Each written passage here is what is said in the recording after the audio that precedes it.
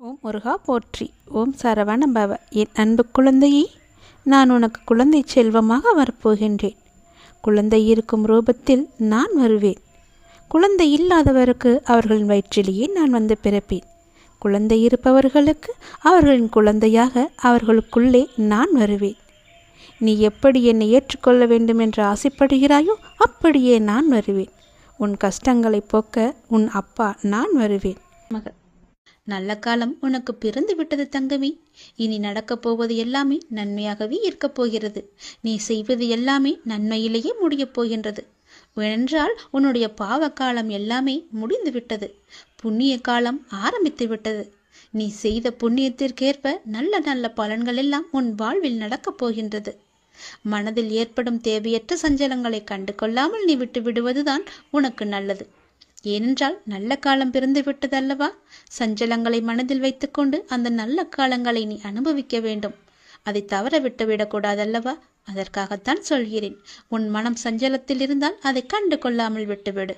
நல்ல நேர்மறை சிந்தனைகளோடு உனக்கு என்ன வேண்டும் என்பதில் மட்டும் நீ தெளிவான முடிவோடு உன் வாழ்க்கையை எதிர்கொள்ள தயாராக இரு. எல்லாமே நல்லபடியாகவே நடக்கும்.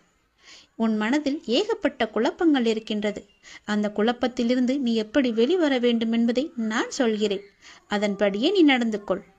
உன்னுடைய எதிர்காலம் மிக சிறப்பாக நல்லபடியாக இருக்க நீ சில முடிவுகளை துணிந்து எடுக்க இருக்கின்றாய். அதனால் உனக்கு நன்மை நடக்குமா நடக்காதா என்ற குழப்பத்திலும் நீ இருக்கின்றாய். கவலையப்படாதே. நீ எடுத்த முடிவு சரியானது. எனவே நீ எடுத்த முடிவை பற்றி கவலைப்படக்கூடாது. இனி அதில் சில பயணங்கள் வரப்போகின்றது. பல மாற்றங்கள் வரப்போகிறது. அது உன் வாழ்வில் நல்லதாகவே நடக்கப் போகிறது. எல்லாம் உனக்கு நன்மையே செய்யும். அதனால் அதை பற்றி குழப்பாமல் மனதை போட்டு வருத்தி கொள்ளாமல் நீ எப்போதும் என்னுடைய நாமத்தை மட்டும் உச்சரித்து கொண்டே இரு. அது உன்னை எல்லா ஆபத்திலிருந்தும் காத்துவிடும். கலங்காதே. எப்போதெல்லாம் உனக்கு உன் மனதில் பயம் தோன்றுகிறதோ அப்போதெல்லாம் என்னுடைய நாமத்தை நீ சொல்லி வா. மற்றவர்கள் உன்னை பற்றி பேசுவதை நீ கவனத்தில் கொள்ளாதே. மற்றவர்கள் வாயை நம்மால் அடைக்க முடியாது. அதனால் நம் காதை அடைத்து கொள்ளலாம் அல்லவா? நம் காதை அடைத்து கொண்டு அதன்படியே நீ போ. உன் மனதிற்கு என்ன தோன்றுகிறதோ அதன்படியே செய். உன் வாழ்க்கையில் எது சரியானதோ அதை நீ செய்து வா. நான் இருக்கின்றேன் உனக்கு. உனக்கு நல்லது நடக்க நான் அமைத்து தருகிறேன் எல்லாவற்றையும் உனக்கு சாதகமாக. உன்னுடைய மன வருத்தம் மாறும். சில அற்புத நிகழ்வுகள் அடுத்தடுத்து உன் வாழ்வில் நடக்கப் போகின்றது. நான் உன்னை ஒருபோதும் கைவிட மாட்டேன். நீ கேட்டவற்றை உனக்கு நான் கிடைக்கச் செய்வேன். நன்மையும் தீமையும் மாறி மாறி வந்து கொண்டுதான் இருக்கும். இதுதான் எல்லோருக்குமான வாழ்க்கை. என்னை வணங்கும் உனக்கு தீமையின் தாக்கத்தை குறைத்து நன்மைகள் அதிகம் நடக்கும்படியாக உன் வாழ்வை இப்போது நான் நடத்தி கொண்டிருக்கின்றேன். வாழ்வின் நல்ல மாற்றங்கள் நினைத்து பார்த்திராத அற்புதமான மாற்றங்களாக அது நடக்க இருக்கின்றது. அந்த நல்ல மாற்றங்கள் நடந்து நீ மகிழ்ச்சியாக இருக்க வேண்டி என்ன நிகழ்வுகள் நடக்க வேண்டுமோ அதுவே உன் வாழ்வில் நடக்கப் போகிறது. இனி எல்லாமே உன்னுடைய நன்மைக்காக மட்டுமே நடக்கப் போகிறது. நீ எதை தேடி என்னிடம் வந்தாயோ, உன் எதிர்காலம் சிறப்பாக இருக்க வேண்டும் என்று என்னிடம் கண்ணீர் விட்டு அழுதாயோ அது நல்லபடியாகவே மாற்றி அமைத்து தருகிறேன். உன் எதிர்காலம் மிக சிறப்பாகவே இருக்கப் போகிறது. இப்போது நீ எடுத்திருக்கும் முடிவு உன்னுக்கும் உன் வாழ்க்கைக்கும் உன் குடும்பத்திற்கும் மிக சரியானது. அதன் வழியே நீ போ. உன் வாழ்வில் பல நல்ல மாற்றங்களை நான் அமைத்து தருகிறேன். தைரியமாகவே இரு. உன் உழைப்பையும் அன்பையும் பிறர் தவறாக பயன்படுத்தும் போதோ அல்லது பலனை பிறர் அனுபவிக்கும் போதோ நீ வருத்தப்படாதே. அவர்கள் உன் கர்மாக்களையும் பாவங்களையும் அனுபவித்து உன் கர்ம வினைகளை விரைந்து முடிக்கவே அப்படி செய்து கொண்டிருக்கின்றார்கள். நான் தான் அவர்களை அனுப்பி வைத்திருக்கின்றேன். அந்த சமயத்தில் உனக்கு வருத்தம் அளித்தாலும் உன் கர்ம வினைகள் குறைகிறது என்று நீ நிம்மதி கொள். எந்த சூழ்நிலையிலும் இழந்து போனதையும் தொலைத்து விட்டதையும் எண்ணி நீ மனதில் கவலை கொள்ளாதே. நடப்பவை யாவும் நன்மைக்கு என்று நம்பிக்கையுன் உன் லட்சியத்தை நோக்கி நீ முன்னேறிச் செல். எல்லாம் நன்மைக்கே என்று சொல்கிறீர்களே, ஆனால் என் வழிகள் அப்படியேதானே இருக்கின்றது. எந்த நன்மையும் எனக்கு நடக்கவில்லை என்கிறாயா? நீ கொஞ்ச நாள் பொறு. உன்னுடைய வேண்டுதல் நிச்சயம் பலிக்கப் போகிறது. நீ அனுபவிக்கும் துயரங்களையே பெரிதாக நினைத்து போராடி கொண்டிருக்கின்றாய். அது உன்னை தாக்காமல் இருக்கவே நான் இங்கு போராடி கொண்டிருக்கின்றேன். அது உனக்கு தெரிய வாய்ப்பே கிடையாது. அதனால்தான் நான் அடிக்கடி கூறுகின்றேன், முடிந்தவரை எல்லோருக்கும் நல்லதே செய்யென்று, எதற்காகவும் அஞ்சாதே என்று. ஏனென்றால் உன்னோடும் உன் குடும்பத்தோடும் நான் இருக்கின்றேனே. இன்பமும் துன்பமும் நிலையற்றவைதான். அது எல்லோருக்கும் மாறி மாறி வந்து கொண்டுதான் இருக்கும். இன்று இருப்பது நாளை மாறிவிடும். எனவே நீ மனம் கலங்காமல் இரு. இன்றைய துன்பத்தை நினைத்து நாளைய இன்பத்தை நீ தொலைத்து விடாமல் இருக்க வேண்டும். அதற்காகத்தான் சொல்கிறேன். உனது நலனை விரும்புகின்ற நான் உனக்கு நன்மையை மட்டும்தான் செய்வேன் என்பதில் நீ உறுதியான நம்பிக்கையோடு இரு. கவலையே படாதே. நான் இருக்கின்றேன். என்றும் எங்கெங்கும் எப்போதும் என்றென்றுமே உன்னோடு. உனக்கு நல்லது மட்டுமே நடக்கும். நீ என் பரிபூர்ண அருள் முழுவதையும் பெற்றுவிட்டாய். என் ஆசீர்வாதத்தையும் அன்பையும் நீ பெற்றுவிட்டாய். உன்னுடைய பக்தியால் நான் உனக்கு அடிமையாகிவிட்டேன் என் தங்கமே. என்னிடத்தில் நீ பக்தி செய்ததால் நீ வருவாய். நிச்சயம் தொண்டு செய்வாய். அதன் மூலம் நான் உன்னிடத்திலேயே நான் ஐக்கியமாகி விடுவேன். உன்னுடைய வருகைக்காக நான் காத்து கொண்டிருக்கிறேன். நீ என்னிடம் வந்து மற்றவர்களுக்கு நீ தொண்டு செய். எனக்கு தொண்டு செய்ய வேண்டாம். மற்றவர்களுக்கு நீ தொண்டு செய்தால் நான் உன்னிடத்தில் வந்து உனக்கே நான் அடிமையாகி விடுகிறேன். உன்னிடத்திலே நான் இருந்து உனக்கு வேண்டிய உதவிகளையெல்லாம் நான் செய்கின்றேன். நீயோ மற்றவர்களுக்கு உதவி செய். உனக்கு தேவையானது எதுவோ அதை நானே தருகின்றேன். நீ அள்ளி அள்ளி கொடு. நானும் உனக்கு அள்ளி அள்ளி தருகின்றேன். நான் கொடுப்பதை வைத்து நீ மற்றவர்களுக்கு கொடு. உன் வாழ்க்கையில் பல நல்ல நல்ல மாற்றங்கள், நல்ல நல்ல நிகழ்வுகள், நீ கேட்ட சந்தோஷங்கள், மன மகிழ்ச்சிகள் எல்லாமே உனக்கு கிடைக்கும். நீ கேட்ட பண பிரச்சனை எல்லாமே தீர்ந்துவிடும். நான் உனக்கு அள்ளி அள்ளி தரும்போது நீ உன் இரு கைகளையும் தூக்கி அதை வாங்கிக்கொள். நான் தருவது உனக்காக மட்டுமே. உன்னுடைய உண்மையான பக்தியால் நீ என்னை வென்று விட்டாய். நீ என்னை அடிமையாக்கி விட்டாய். நான் உனக்கு எப்பொழுதும் தொண்டு செய்யவே நான் காத்திருக்கின்றேன். அதுபோல நீயும் தொண்டு செய்து மற்றவர்களின் வாழ்த்துக்களை நீ பெற்றுக்கொள். அதன் மூலம் உன் வாழ்க்கை மிக சிறப்பாகவே மாறும். நான் உன் நல்ல எண்ணத்தில் தான் நான் வைத்திருக்கின்றேன். அதுபோலவே நீயும் செய். உன்னையும் எல்லோரும் போற்றுவார்கள். நன்றாக இருப்பாய் நீ. திருச்செந்தூர் முருகன் நான் உனக்கு அள்ளி அள்ளி கொடுக்கப் போகின்றேன். சந்தோஷமாகவே பெற்றுக்கொள் நீ. சற்றே நீங்கள் சிந்தியுங்கள். உங்களை தவிர வேறு யார் உங்களை தடுக்கிறார்கள் என்று. மனிதன் தன்னைத்தானே முடமாக்கிக் கொள்கிறான் என்பதுதான் விந்தையிலும் விந்தை, உண்மையிலும் உண்மை. உங்கள் தவறுகளை வேட்டையாடுவதற்கு உன்னிப்பாக உங்களை கவனித்துக் கொண்டிருப்பார்கள். ஏதாவது நல்ல விஷயத்தை உங்களிடத்தில் கண்டால் குருடர்களாகி விடுவார்கள். ஏதாவது தவறை கண்டுவிட்டால் போதும், உங்கள் தவறை ஊதி பெருசாக்கி எங்கோ பூதாகரம்பமாக ஆக்கி விடுவார்கள். உடனடியாக உணர்ந்து கொள்வார்கள். பொங்கி எழுவார்கள். அலசி ஆராய்ந்து முடிவு சொல்ல புறப்பட்டு விடுவார்கள். சற்றும் இவர்களை நீ பொருட்படுத்தக்கூடாது. நீங்கள் உங்களை நம்பினால் போதும், எல்லாம் உங்களை நோக்கி தானாக வரும். ரகசியத்தை வெளிப்படுத்தியவருக்கும் துக்கத்தை வெளிப்படுத்தாதவருக்கும் மனதில் நிம்மதி இருக்காது தெரியுமா? எந்த ரகசியத்தையும் யாரிடமும் சொல்லக்கூடாது. அதுபோல மனதிற்குள்ளே துக்கத்தை அழுத்தி கொண்டு அமுக்கிக் கொண்டு இருக்கக்கூடாது. உங்கள் பயம்தான் எதிரிக்கு தைரியமாக அமைந்துவிடும். உங்கள் பயத்தை எதிரியிடம் காமிக்காதீர்கள். நீங்கள் எப்பொழுதும் அவர்களுக்கு முன்னால் தைரியமாகவே இருங்கள். உங்கள் அமைதி எதிரிக்கு குழப்பத்தை ஏற்படுத்தும். குழப்பத்தில் இருப்பவர்கள் எப்போதுமே ஜெயித்ததில்லை. அதை நீங்கள் நம்பிக்கொள்ளுங்கள். ஏதாவதாக இருந்தாலும் முதலில் உங்கள் பயத்தை நீங்கள் அகற்றுவதற்கு முற்படுங்கள். யாரையும் பழிவாங்க வேண்டாம். பழிவாங்க வேண்டும் என்ற எண்ணமும் உங்களுக்கு அறவே வேண்டாம். காலங்கள் மாறும்போது எல்லாமே மாறும். அதுபோல உங்களுடைய கவலைகளும் தானாகவே உதிர்ந்துவிடும். அந்த கவலைகளையே நினைத்து கொண்டிருக்காதீர்கள். தனக்குத்தானே சங்கிலியால் கட்டிக்கொண்டு தனக்காக ஒரு சிறையை நீங்கள் அடைத்து வைத்திருக்கிறீர்கள். அந்த சிறையிலிருந்து நீங்கள் வெளியே வருவதற்கு எல்லாம் ஒரே வழி என்ன தெரியுமா? அப்பாவின் பாதத்தை பிடித்துக் கொள்வது மட்டும்தான். உங்களுடைய கர்மா என்ற சிறையிலிருந்து சீக்கிரமாகவே வெளிவர, உங்களுக்கு சுதந்திரம் கிடைக்க அப்பாவின் பாதத்தை இறுக்கமாகவே பிடித்துக் கொள்ளுங்கள். அவரிடம் சென்று ஒரு முறை வழிபட்டு பாருங்கள். அவரின் முகத்தை நீங்கள் பார்த்துவிட்டு வாருங்கள்.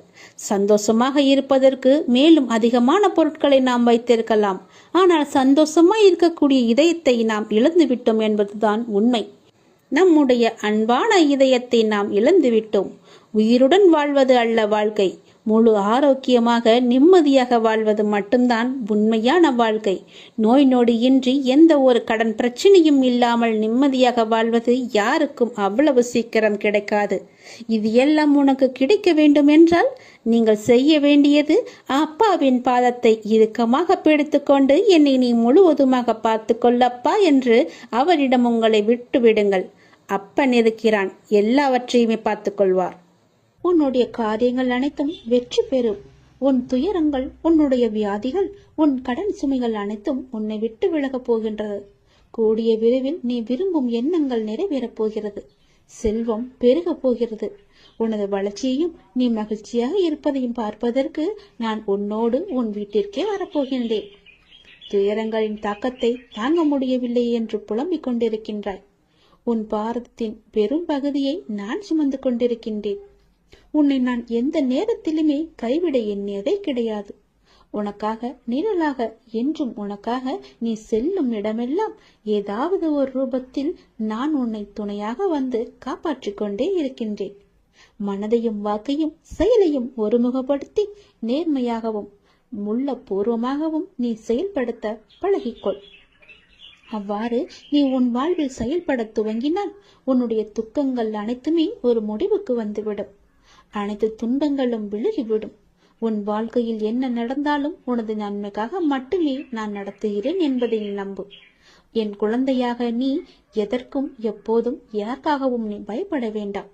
எல்லாமே நீ விரும்பியது போலவே நல்லதாகவே நடக்கும். இது உன் அம்மாவாக, அப்பாவாக, உன் குருவாக என்னுடைய சத்திய வாக்கு. இது எல்லா மங்களங்களும் உனக்கு விளைய போகின்றது. எந்த ஒரு சூழ்நிலையிலும் நீ கவலை மட்டும் நீ படக்கூடாது. எதிர்மறை எண்ணத்தை உன் மனதிற்குள்ளே கொண்டு வரக்கூடாது. எப்போதும் நீயும் உன் வீடும் நேர்மறையாகவே எப்பொழுதும் சூழ்ந்து இருக்கட்டும். நேர்மறையை மட்டுமே உனக்குள்ளும் உன் வீட்டிற்குள்ளும் கொண்டு வா. தன்னை நாடி வருபவரிடம் எந்த வித்தியாசங்களையும் நான் ஏற்ற இறக்கங்களையும் நான் பார்க்க மாட்டேன். தன் சன்னதியை அடைந்து கண்மூடி நம்பிக்கையுடன் பிரார்த்தனை செய்பவர்கள் மேல் தன்னுடைய பேரருளை நான் வியாபிக்க செய்கின்றேன். இன்றைய தினம் என்னுடைய பேரருளை நீ பெற்று வாழ்வாங்கு வாழப்போகின்றாய். சந்தோஷங்கள் பொங்க நான் உன்னை ஆசீர்வதிக்கின்றேன். என்னை சரணாகதி அடைந்தவர்கள் துன்பத்தில் விழும் தருவாயில் கூட அவரது கை கொடுத்து நான் தூக்கி விடுகிறேன். கைபிடித்து எழுந்து என்னிடம் வந்து விட்டால் போதும், நான் அவர்களை பார்த்துக் கொள்வேன். நிச்சயம் உன்னுடைய எதிர்காலம் மிக சிறப்பானதாக மாற்றித்தர நான் உனக்கு சத்திய வாக்கு தருகிறேன். கடந்த காலத்தை நீ கடந்து வந்தால்தான் எதிர்காலம் உனக்கு கைகூடி வரும். நடந்து முடிந்தது அனைத்துமே பாடம்.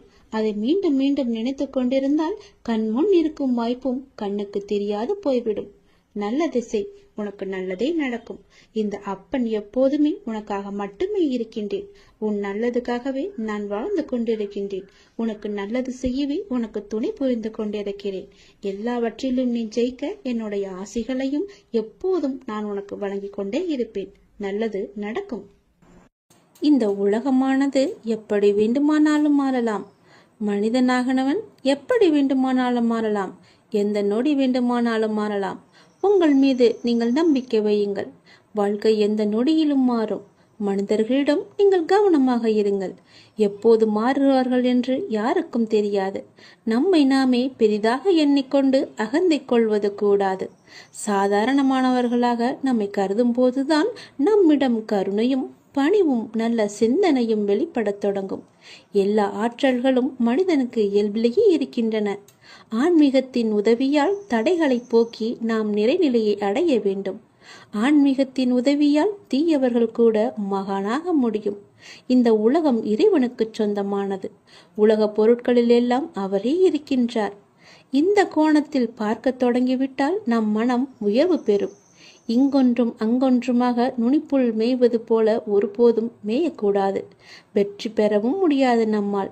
எல்லாவற்றையுமே முழுமையாக ஆராய்ந்து அதிலேயே ஈடுபட வேண்டும். கன நேரம் இன்பமாக ஏதோ ஒன்று கிடைக்கலாம். ஆனால் அத்துடன் எல்லாம் முடிந்துவிடும். நம்முடைய இன்பமானது தொடர்ந்து நிலைத்து இருக்கும்படி செய்ய வேண்டும்.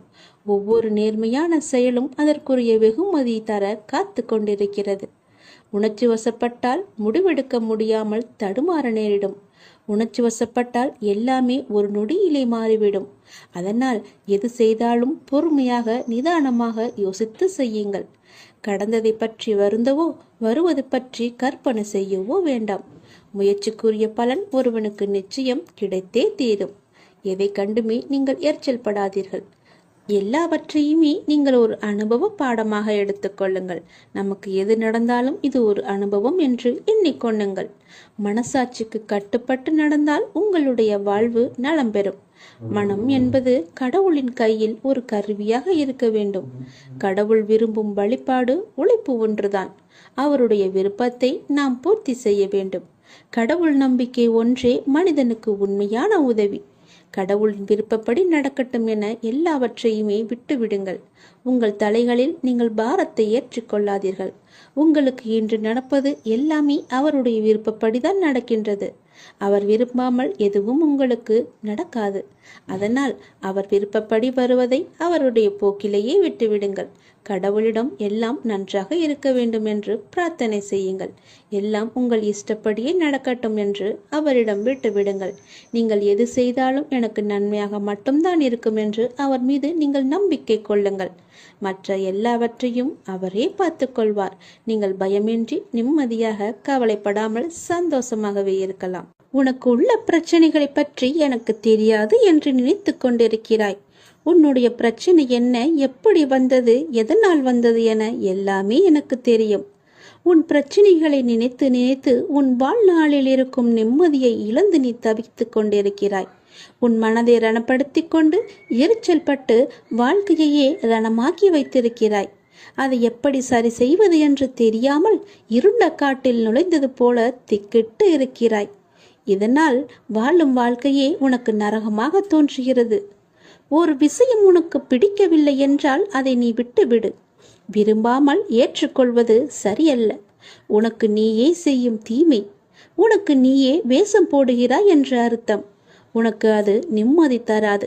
மற்றவர்களுக்கும் நிம்மதி இல்லாத சூழலை உருவாக்கும். அதை விட்டு நகன்று விடுவதுதான் சிறந்தது உனக்கு. அமைதியாய் போவதில் தவறு இல்லை. ஆனால் அந்த அமைதியை ஏற்க முடியாமல் சில பேர் இருப்பார்கள். காரணம், உன்னிடம் பேசி பழகிவிட்டார்கள். அவர்களுக்கு அது ஏற்றுக்கொள்ளக்கூடியதாக இருக்காது. அவர்கள் செய்யும் சில விஷயங்கள் வருத்தத்தை ஏற்படுத்தியது என்றால் மனம் வருந்தாமல் அமைதியாக நீ விலகிவிடு. அவர்களுக்கு நீ விட்டு சென்றதாக தோன்றும். உண்மையான காரணத்தை அவர்களுக்கு நீ உணர்த்த வேண்டும் என்று அழையாதே. உன்னை புரிந்தவர்களாக இருந்தால் அது அவர்களுக்கு தெரியும். அவர்கள் செய்த தவறு என்ன, எதற்காக நீ அமைதியாக இருக்கிறாய் என்று.